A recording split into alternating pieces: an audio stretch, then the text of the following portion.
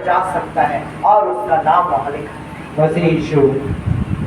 और वो बिचवई है अर्थात मसीह यीशु। हालेलुया। इसका नाम स्पष्ट समझ में आ गया मेरे प्रिय भाई कि वो कौन है? बोलिए एक साथ, कौन है? यीशु मसीह की एकमात्र बिचवई। इस सत्य को आप अपना लीजिए, इसके छोड़ और कोई सत्य नहीं।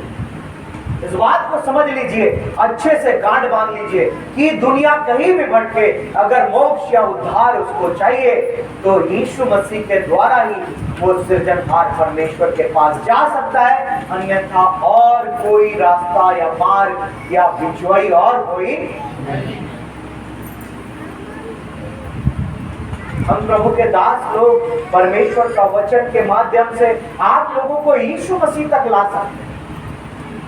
एक भाई या एक बहन, एक विश्वासी एक बहन या भाई को, एक परिवार को वचन के द्वारा, अपनी गवाहियों के द्वारा, अपनी बोली भाषा चाल चलन के द्वारा यीशु मसीह तक ला सकते। और अब आप यीशु मसीह के साथ जब जीवन बिताना शुरू करेंगे, अब आप अपना गाड़ी का स्टीयरिंग यीशु मसीह को दे देंगे, तब यीशु मसीह आपको परमेश्वर के पास ले जाएंगे। हालेलुया।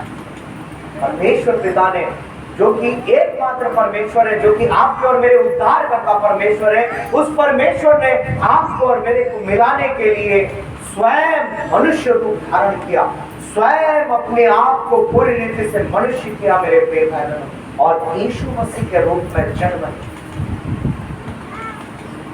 और यीशु मसीह के रूप में जन्म लेकर उन्होंने आपको और मुझको अपने आप से मिलाया, और दूसरा कोई जरिया ही नहीं था, दूसरा कोई मिला नहीं सकता था, दूसरा कोई जा नहीं सकता था परमेश्वर के पास, क्योंकि सारी सृष्टि परमेश्वर और उससे दूर है, क्योंकि परमेश्वर पवित्र है और सारी सृष्टि में पाप, और पाप और पवित्रता का कोई संबंध नहीं।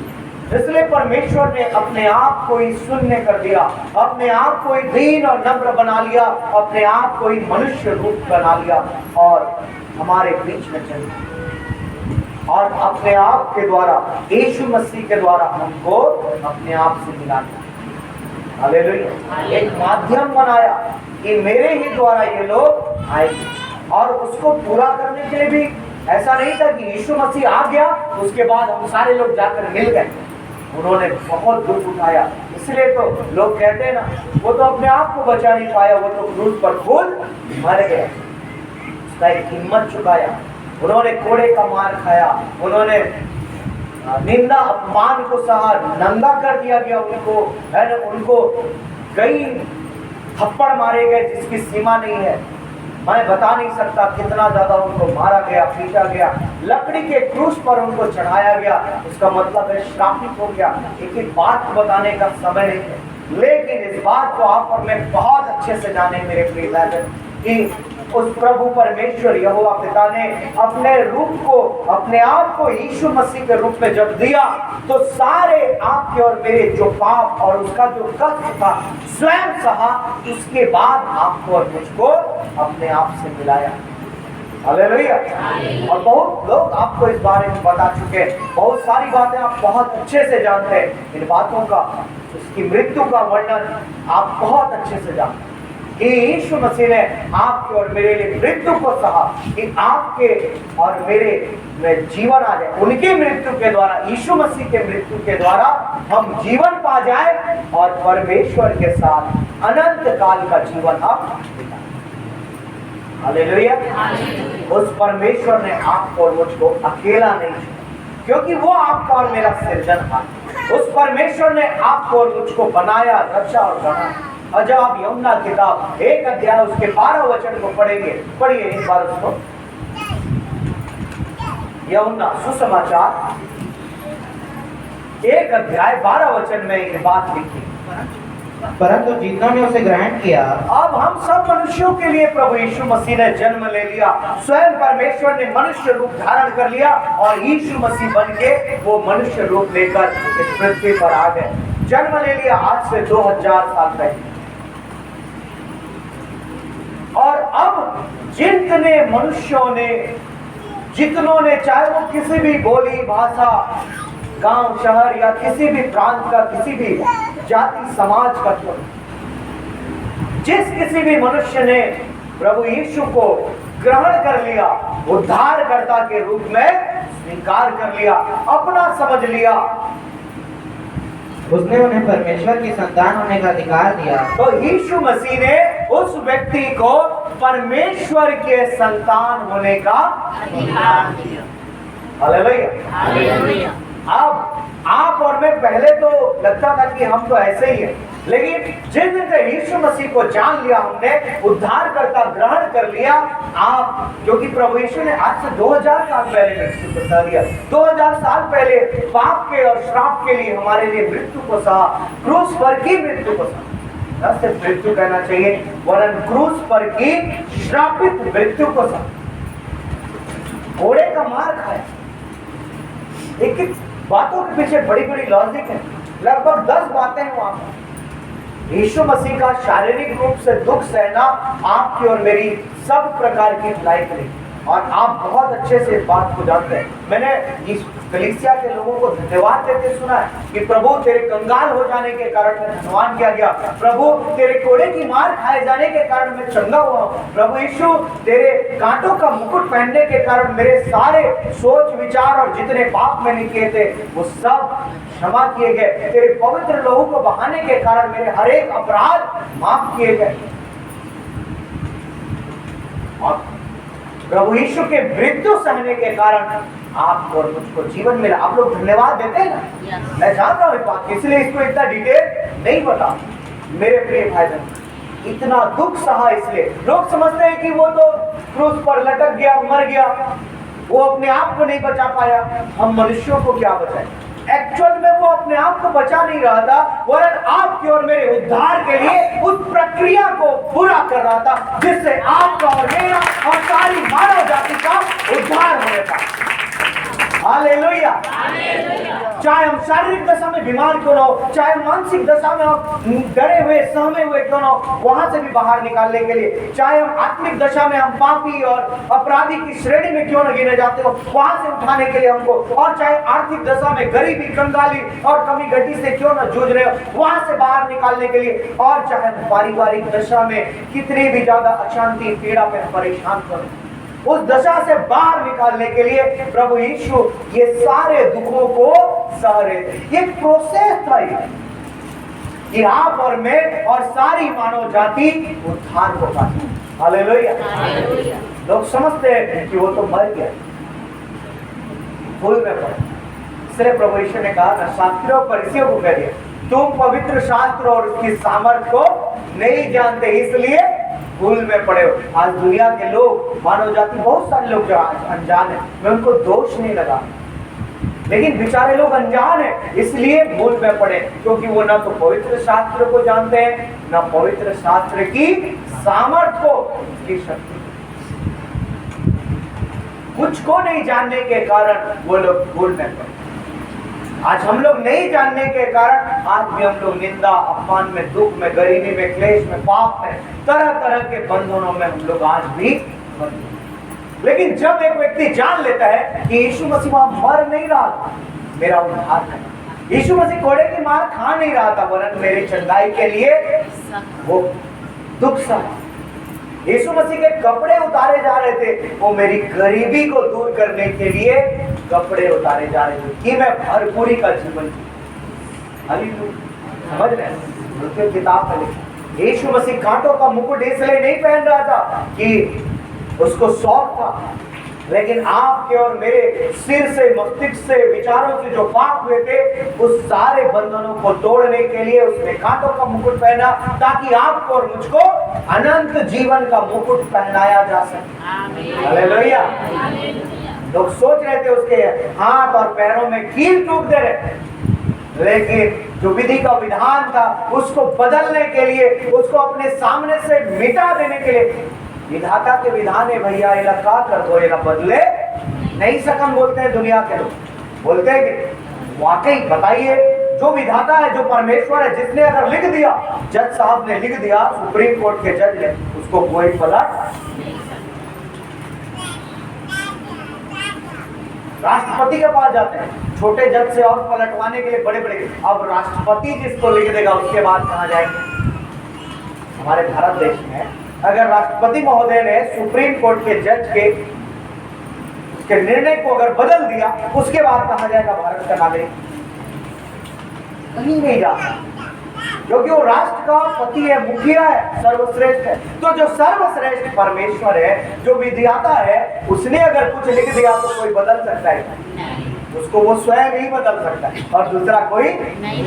वो कांटे नहीं, माफ करें, कील जो हाथ और पैरों में ठुकवाए गए, गलतियों की किताब में लिखा है। एक एक चीजों को नहीं बता रहा हूं, इसलिए ठोके गए कि विधियों का वो लेख जो हमारे विरोध में था और हमारे नाम पर था, उसको हमारे सामने से मिटा डाले और सदा के लिए उसने हमारे सामने से मिटा दिया, इरेज कर दिया, खत्म कर दिया कि अब इसके विरोध में कोई बात लिखी नहीं।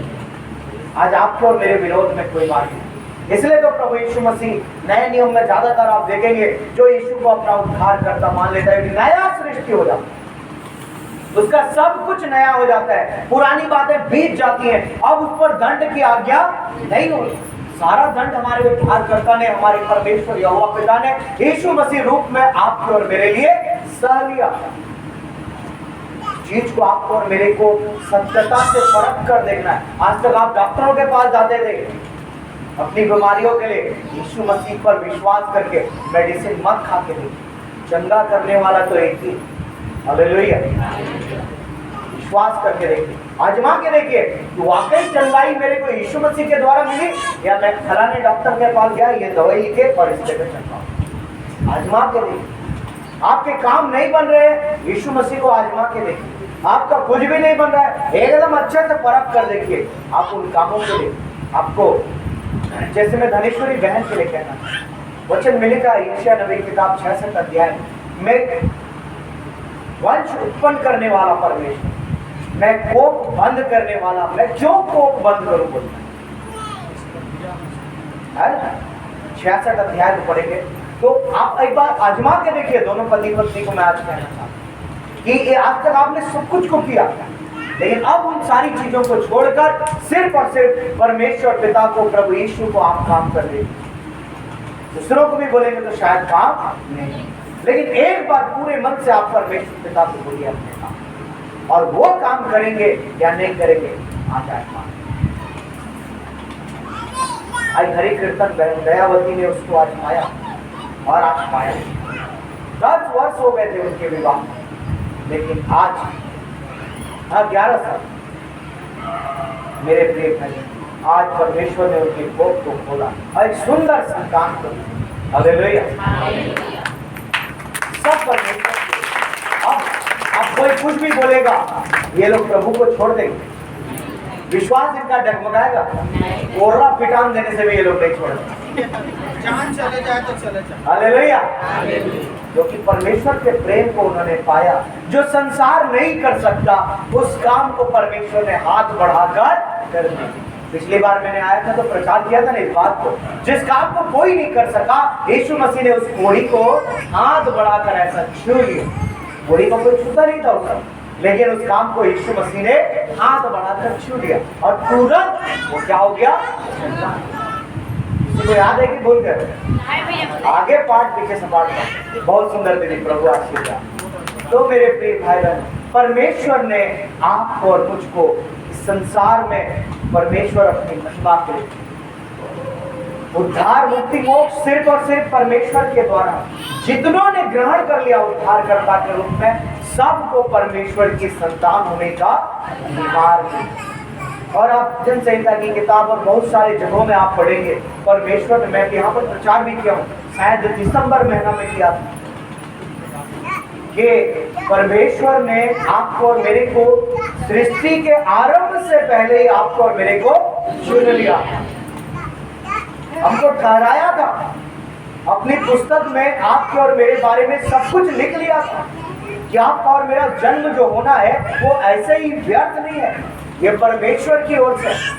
वो चाहते हैं इसलिए क्योंकि सब मनुष्यों को परमेश्वर पिता ने ही बनाया, और वो चाहते हैं कि सब मनुष्यों का, जब परमेश्वर पिता चाहते हैं मेरे प्रिय, कि हम सब मनुष्यों का उद्धार हो जाए, हमको मोक्ष और मुक्ति मिल जाए, तो आप और मैं क्यों सोचते हैं, आप और मैं क्यों निराशा में जीवन बिताते हैं, आप और मैं क्यों सोचते हैं कि हम उद्धार को नहीं पा पाएंगे।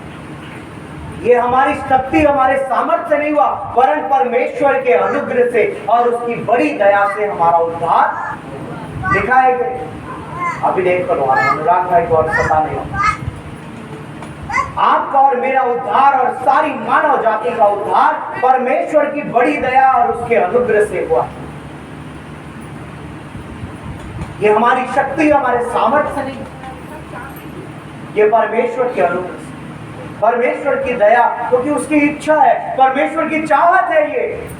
और परमेश्वर पिता चाहते कि दुनिया का गरीब हो चाहे धनी हो, कोई भी हो, गोरा हो काला हो, दुनिया के किसी भी जगह निवास करने वाला भी क्यों हो, सब मनुष्यों का उद्धार। अगर परमेश्वर ने सब मनुष्य कह दिया तो क्या कोई भी एक दिन छूट जाएगा? मनुष्य कोई एक भी छूट सकता है? शैतान और उसके लोग इतनी भी शक्ति लगा ले, क्या एक भी मनुष्य छूट जाएगा?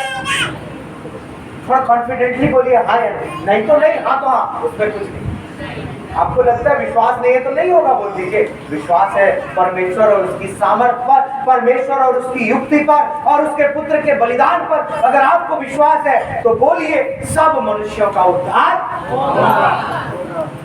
होगा कि नहीं मेरे प्रिय भाई? निश्चय होगा। इतना देरी क्यों हो रहा है? सब मनुष्यों का उद्धार होना ही होना। नरक सिर्फ एक व्यक्ति के लिए बनाया गया। जब परमेश्वर ने सृष्टि का रचना किया, नरक को नहीं बनाया। आदि में परमेश्वर ने आकाश और पृथ्वी का सृष्टि किया। और इंग्लिश वर्जन में आप पढ़ेंगे, in the beginning Lord God create heaven's and earth. वहां पर कहीं हेल नहीं, यानी कि इसका मतलब है परमेश्वर ने सिर्फ स्वर्ग और पृथ्वी को बनाया, बाद में नरक को। और सृष्टि के आरंभ से हमको बना लिया, नरक को नहीं बनाया था, तो हमारे लिए तो नरक नहीं।